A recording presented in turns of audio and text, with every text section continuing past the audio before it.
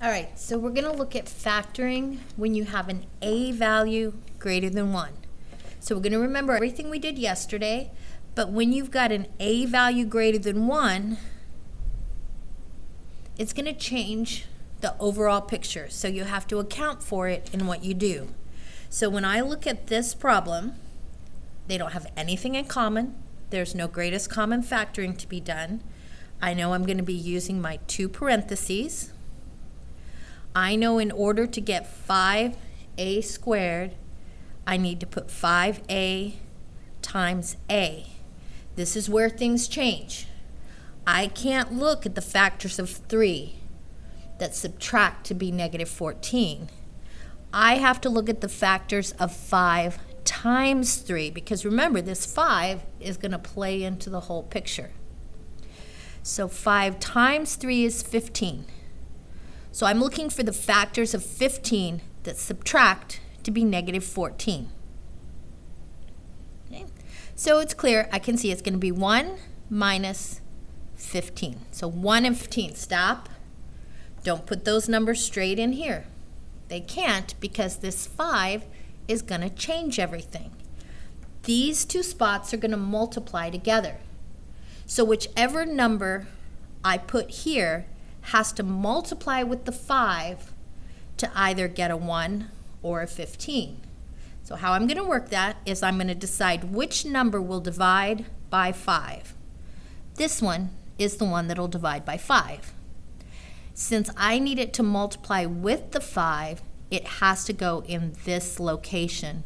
So 15 divided by 5, negative 3. The 1 is going to multiply with the 1 here, so I don't have to divide. It's going to be a positive 1. And that's what my factoring is going to look like. That makes sense? All right, I just have to account for that a value. So when we look at the next one, we know we've got 2 parentheses. 3x squared, I'm going to have to put 3x times x. I'm not looking for the factors of 14 that subtract to 1. I'm looking for the factors of 3 times 14. 3 times 14 is 42. Factors of 42 that subtract to be 1. Okay, so that's going to be 7 minus 6. One of those numbers I'm going to get by multiplying these 2 spots. I'm going to perform that by looking at which one will divide by 3. This one will divide by 3, so that negative 2 goes in the spot that's going to multiply with the 3. The outsides multiply, the insides multiply. So these 2 will get me the negative 6x. These 2 will get me the positive 7x. Okay? All right. Now look at the last one. 10c squared. I have 2 parentheses. I could put 10 times 1, 10c times 1c. I could put 5c times 2c. But only one's going to work. So what I'm going to advise you, 99% of the time this will work, always break it down the smallest you can. So instead of 10 times 1, we're going to use 5 times 2.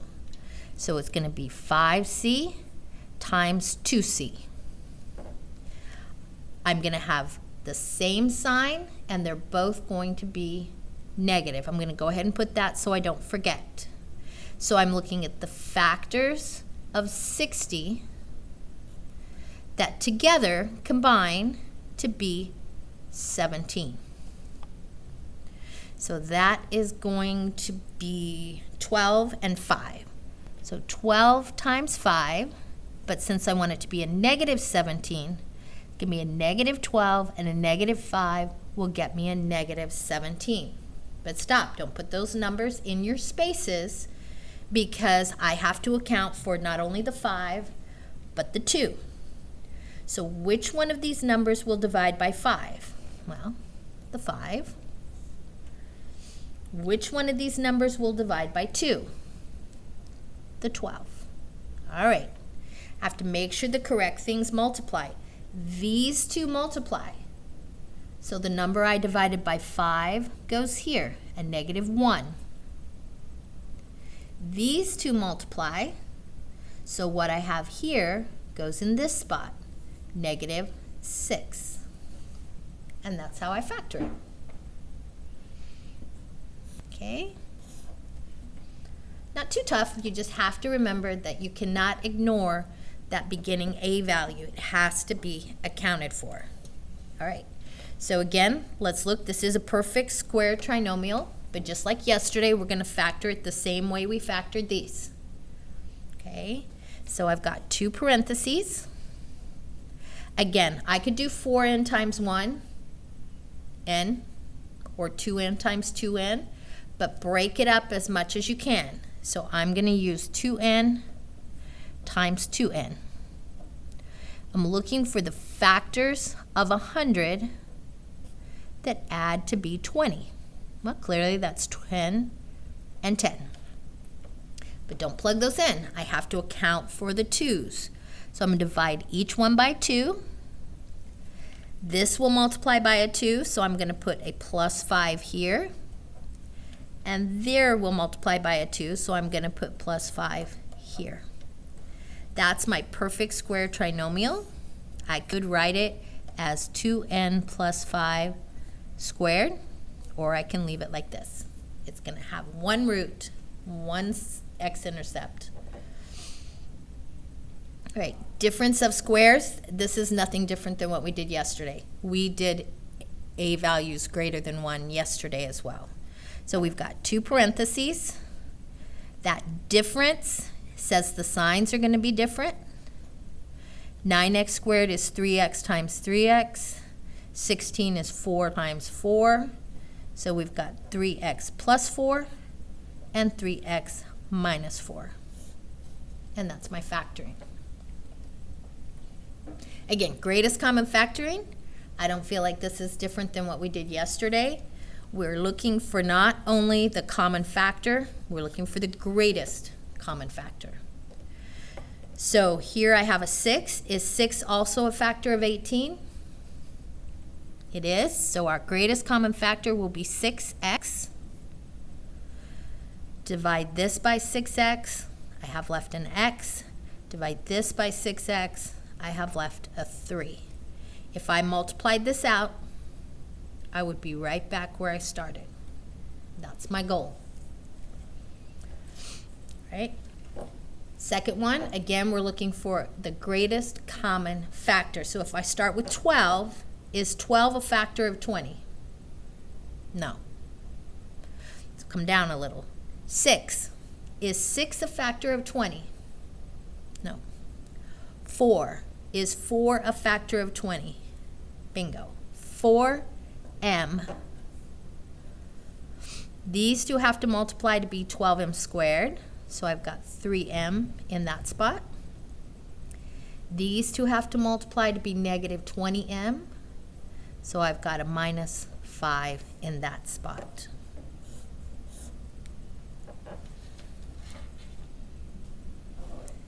Okay?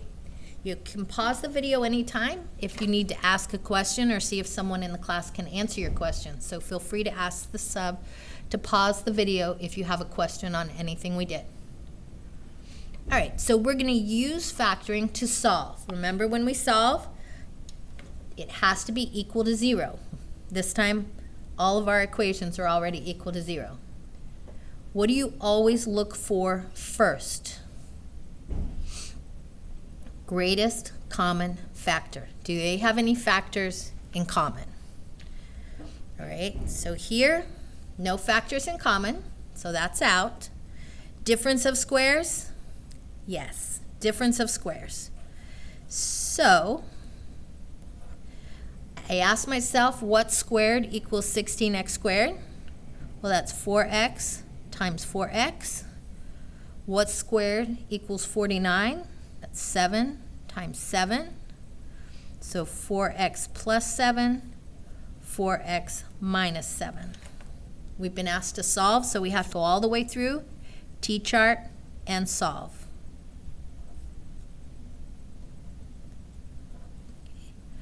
On the left, subtract x from both sides, 7 from both sides, divide by 4. On the right, add 7 to both sides, divide by 4. And those are my two solutions. When you're asked to solve, what you end up with should be 2 solutions, sometimes 1 if it's a perfect square trinomial, x equals, and they should be boxed so I can see them. I want to see your equation equal to 0. I want to see your factoring equal to 0. And then I want to see your solution or solutions boxed. All right. Number 2, greatest common factor. No, nothing in common. Difference of squares.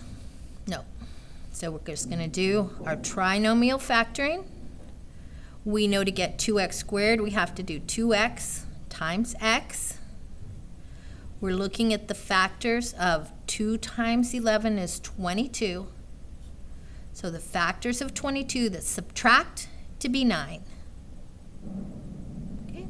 11 minus 2. But don't put those right in your spots. This 2 has to be accounted for. So we've got to divide one of these by 2. And we're going to divide this one. So times, these 2 spots are going to multiply. That means this goes here, -1. These 2 spots are going to multiply. The positive 11 goes there. T-chart and solve. X equals -11 halves. X equals +1. And those are my 2 solutions. Good. All right, I don't think it adds too much extra when you have that A value in front, as long as you pay attention and account for it. All right, problem number 3. What's the first thing I always check for? Greatest common factor. Do these have anything in common?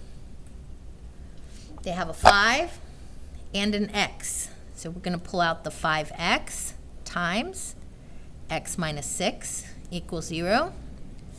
T-chart, 5x equals 0, x minus 6 equals 0.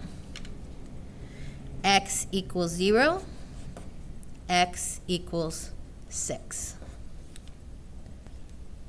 Okay. Last example on the front, let me see. We do have a few more. We may skip a couple. So number 4, anything in common? No, they don't have any common factors. So I'm going to, I kind of have an idea it's going to be a perfect square trinomial, but I'm still going to factor it through to make sure. Okay, so 9 times 25 is 225. Is that right? 9 times 5 is 45, 18, 19, 20. Yeah, 225. I'm looking for the factors of 225 that add to equal -30. Same sign. They add to be a negative. So what are they going to be? They both have to be negative. So really I can just ignore the negatives. I'm going to think, what are the factors of 225 that add to 30? And you know what? I had that earlier, and I need to grab my little calculator to see.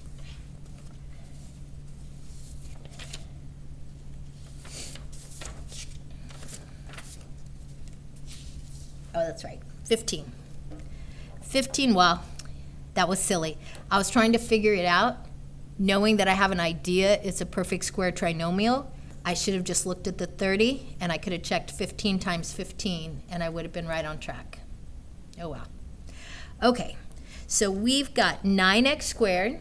We could put 9x times x, but I don't want you to do that. I want you to always break it down as small as possible.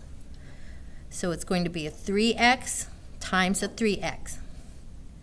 We want a -15 and a -15. These will multiply, so divide one of them by 3.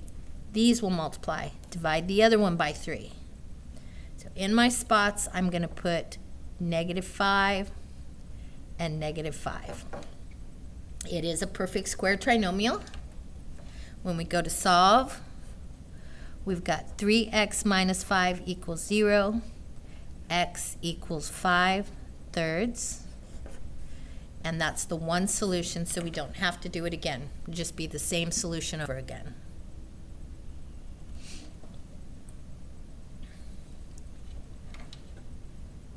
All right, let's take a look at the back. All right, what is the first thing we have to do before we can solve? We have to have it equal to 0. Okay, so I'm going to subtract 7 from both sides. I've got 3x squared minus 20x minus 7 equals 0. Now I'm ready to factor. I've got 3x squared. I know that has to be 3x times x. I'm going to try to find the factors of 21 that subtract to equal negative 20. Again, that one's pretty easy. 1 minus 21. Hi, I'm videotaping. So 1 minus 21 equals negative 20. But I have to account for this 3. So I'm going to divide the negative 21 by 3. These two spots multiply, so this is a negative 7. The other spot is a positive 1. T-chart, x equals negative 1/3, x equals 7.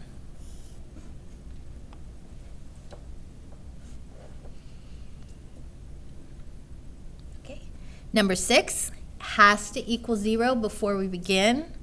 So 4x squared minus 81 equals 0. Nothing in common. Difference of squares. So we know we've got different signs. 4x squared is 2x times 2x. 81 is 9 times 9. So 2x plus 9, 2x minus 9 equals 0. My solutions are x equals negative 9/2, x equals positive 9/2. Good. All right. I think we're going to skip 7 and 8.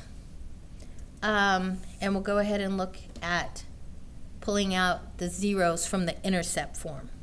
Nothing's really different about here, except instead of making it equal to 0, we're writing the entire function in intercept form. So we're factoring it equal to the f of x. Greatest common factor? Yep, 3x. All right. 3x times what will give me 12x squared? 3x times 4x gives me 12x squared. 3x times what will give me a negative 3x? Negative 1. This is my intercept form. I can pull my zeros right out of it. Something different from before is that our zeros are not all integers. Some of them are going to be fractions because of that leading coefficient. So I'm going to go ahead and do a little chart just to make sure we see where the numbers are coming from. 3x equals 0, or 4x minus 1 equals 0, because again, we're looking for the zeros. And we've got x equals 0 and x equals 1/4. So my zeros are 0, 0, and 1/4, 0. You can skip this step if you'd like. That was just so that I could see where the numbers were coming from. All right, let's go ahead and look at number 10. Okay, again, I checked to make sure if they have anything in common. I'm going to factor it out, but I don't see anything.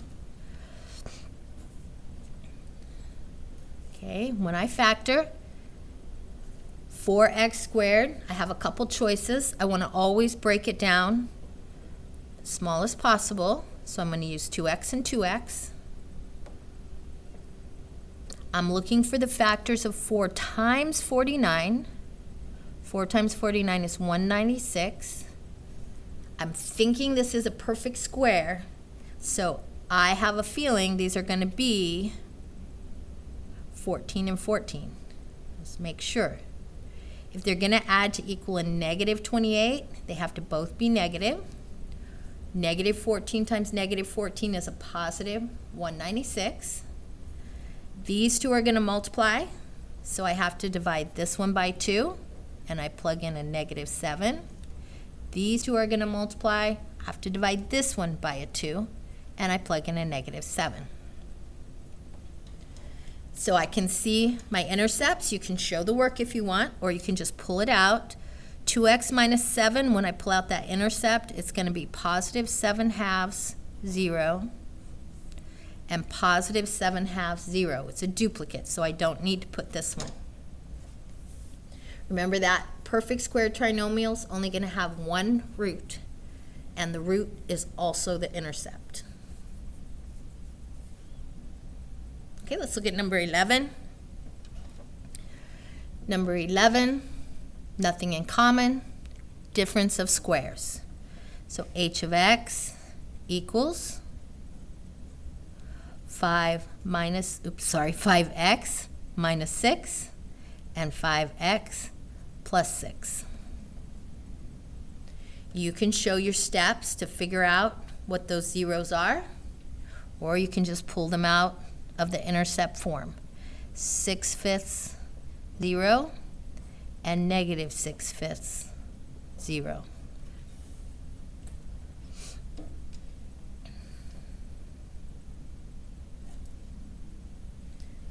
All right, the last example we're going to do, number 12. Again, nothing in common, not difference of squares.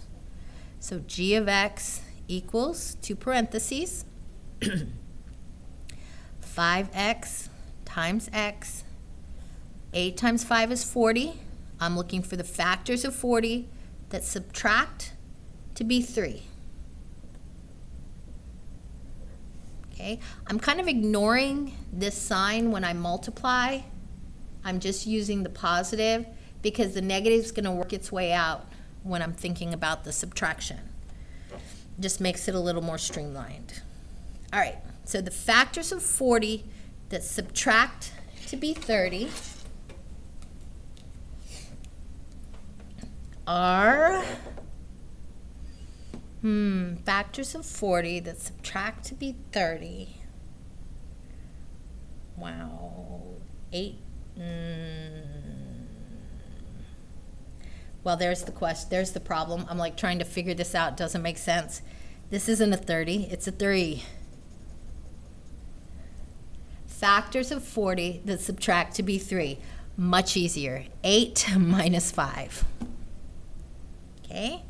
One of the numbers is going to multiply times 5. So I'm going to divide. I can't divide 8 by 5, so I have to divide the 5 by 5. This has to go in this spot because these two are the ones that are going to multiply. These two here are going to multiply, but there's nothing to divide by. So I'm going to put the plus 8. So my zeros come out as a negative 8/5, 0, and a positive 1, 0. All right. This video is posted on your eClassroom if you want to take a look at it later. The answer key is also up front if you want to check your answers as you go along. And the sub can pass out the homework now. Miss you. Have a great weekend. See you on Monday.